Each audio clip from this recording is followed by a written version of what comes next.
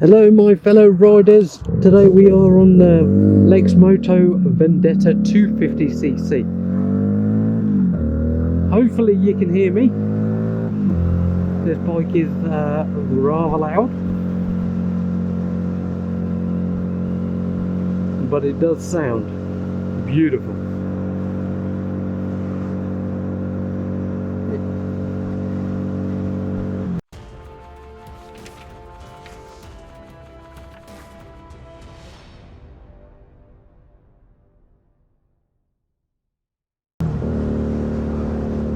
So as I said, this is the V-twin 4-stroke 250cc Vendetta.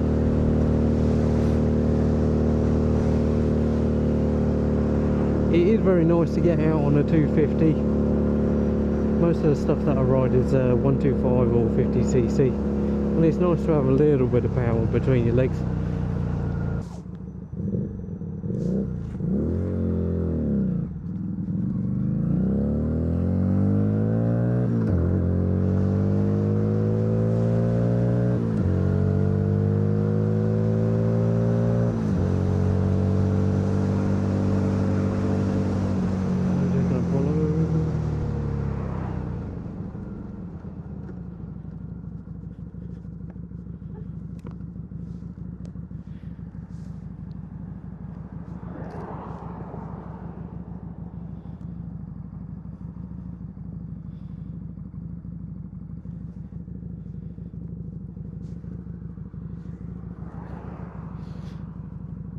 I like so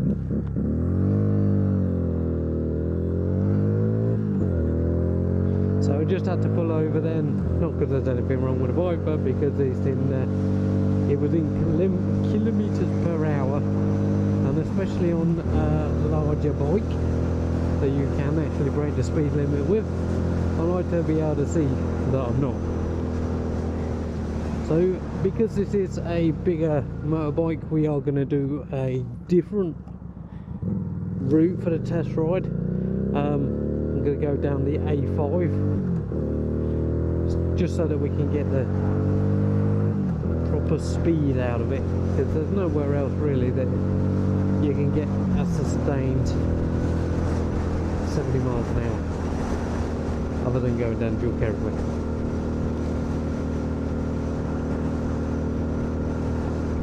And I'm very, very careful usually with my speeds anyway, but especially when you're on the camera, you have to be extra careful.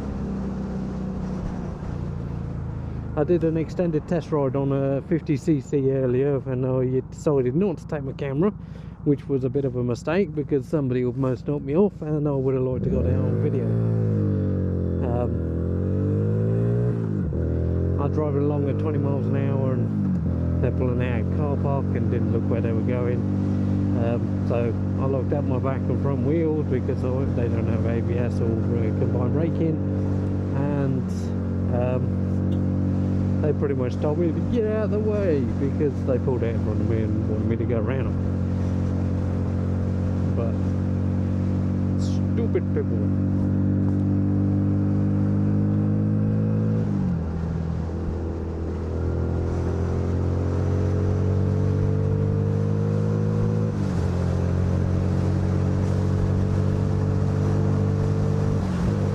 This one has a 5-speed box. I'm just checking, I wasn't 100% sure.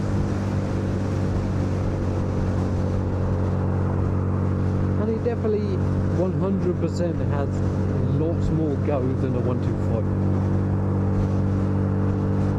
Obviously I don't want to be going too fast.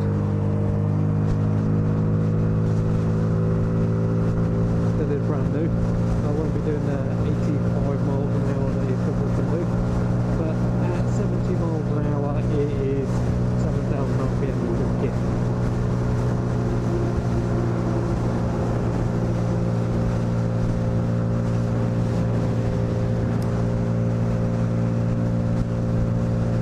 And it feels quite nice. The suspension is kind of hard, new bike, so you can't. It is going to be hard. It takes a while for those springs to soften up, the dampeners to soften up. So,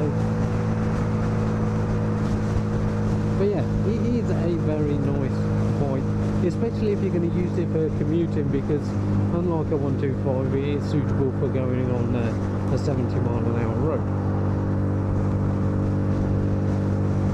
Whether you want to do that or not is two different things. But see, even at 65 miles an hour, it still definitely has some go. With a 250,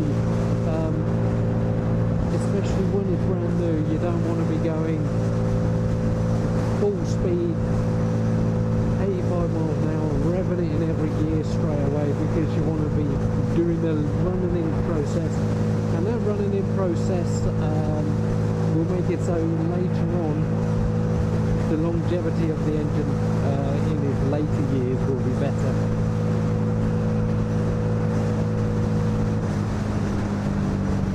Oh, the sun is going on up here.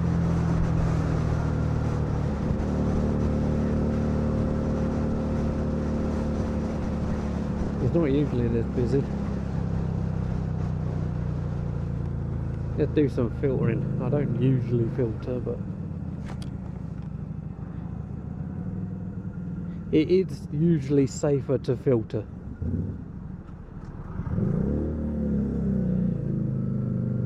As long as people aren't being numpties anyway.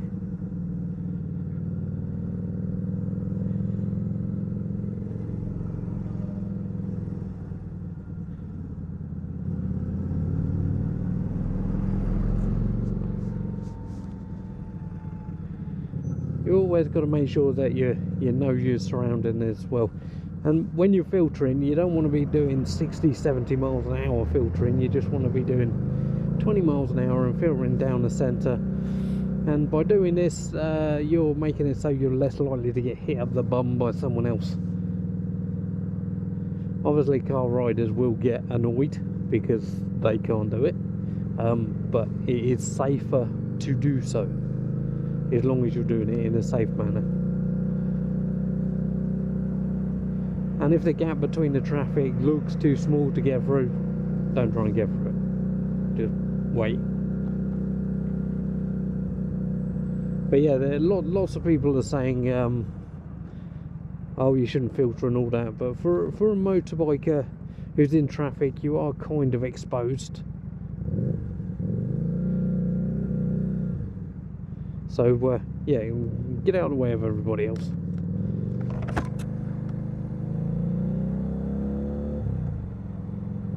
The reason I'm not filtering here is because I am trying to go left.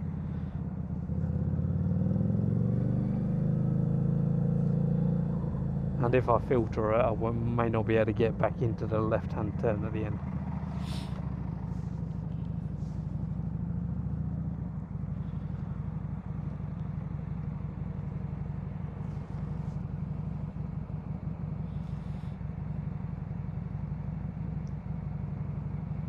Well, comment below on your opinions on filtering through traffic. Is it safer? Is it not? The Audi behind me is taking up all the room, and this is another issue with filtering, which is that people just deciding, oh shit, I'm in the, oh sorry, people just deciding that they're in the wrong lane, so they need to cut everybody else up, get in the way of all the traffic.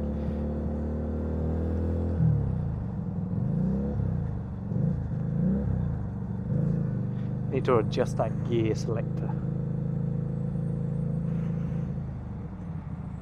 So which one is closed? A43. I don't think it is actually closed, by the way.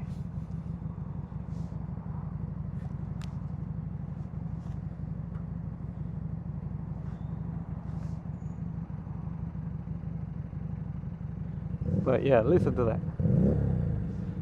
You can definitely hear that V-twin. It sounds beautiful.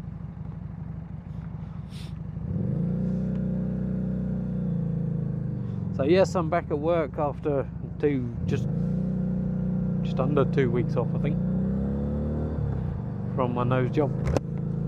And no, it wasn't to make me look more beautiful, because I'm already a very beautiful person.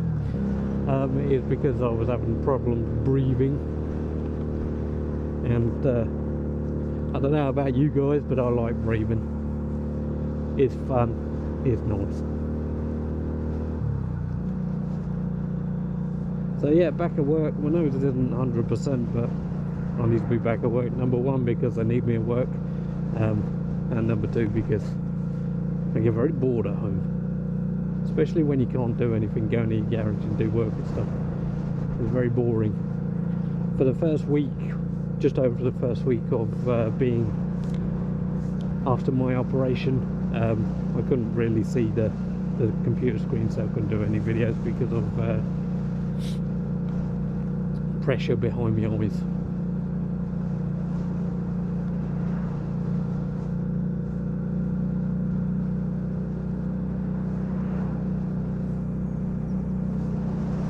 Hopefully soon all this lockdown stuff should be over, and we can do I'm considering doing meetups. Obviously there's a lot of people in a lot of different locations, so meeting everybody is infeasible, but meeting some and going for a little ride. Obviously when we do go out for a little ride, if I'm in your area, you're welcome to come along, but you'll probably have to tell me where we're going, because I haven't got a clue. GPS and sat-nav and all that gubbins, I'm sure we'll be fine.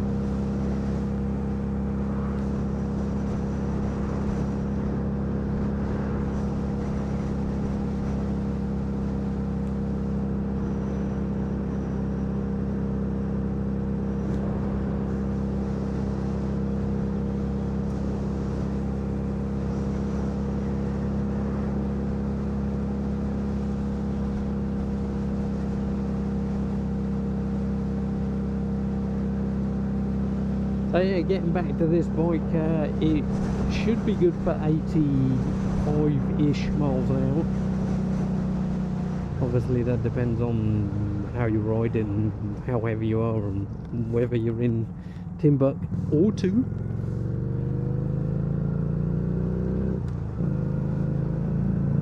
But yeah, on motorway miles, running in after you've done that, it should be good for 85 miles an hour.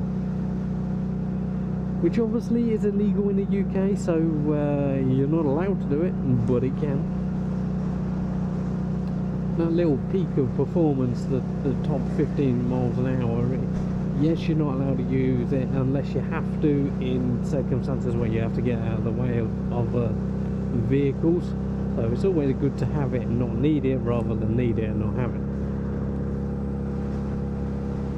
But yeah, this is a very nice commuter bike for the longer commute. So if you're doing 20-30 miles a day that involves using motorways and stuff like that, then this is always a good idea. But then again, you've got that thing, if you can get a bigger bike, like you could potentially, with this, the license you get on this, you can ride something like a 310 with a little bit more power. Should you? Would you? Comment below to tell me what you think on this item. Me personally, I believe that if you can get a faster, more powerful bike for this range, which is the A2 range, if you can get a more powerful bike, I would suggest probably do so. If you really like this bike, then by all means get this bike. I'm not telling you not to, but if you're doing the further the journey, the bigger the better, shall we say. So if you're doing longer journeys, then you should get a bigger bike.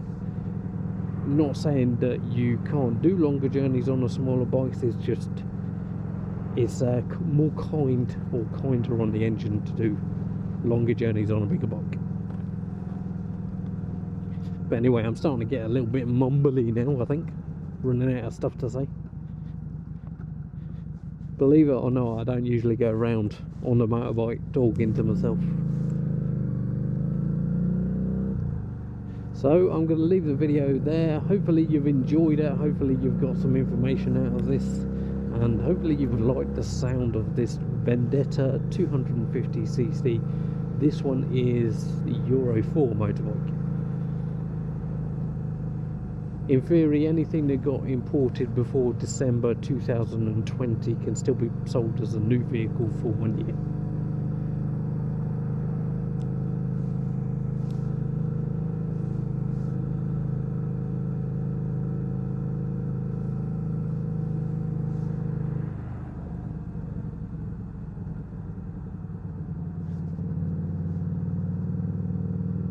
I think if I was going to buy a 250 or something for an A2 license, I think the CF Moto 250 or the 300 now would be my port of call.